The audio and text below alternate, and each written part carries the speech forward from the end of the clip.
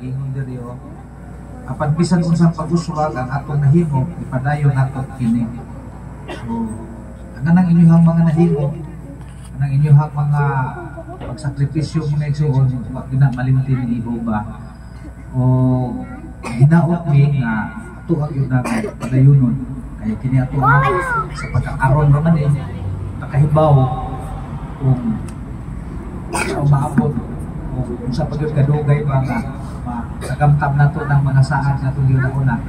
Pero ang punto, isa kung sa pagkapuso, kasi kung sa kakahinay, mas importante, padayon ay nato ang mga lahim. Salamat sa iyo sa inyo mga iso. Karoon po sa inyo hanggang arin sa aning lingaw-lingaw o tapok-tapok na to. Salamat sa mga behind the scenes, mga audio-video o ang mga nag-resentar kanya sila ang mga ipangandaman pag-ayo ng mga tampo para sa ito ang okasyon sa kanya sila.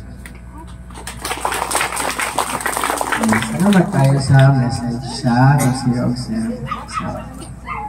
Karon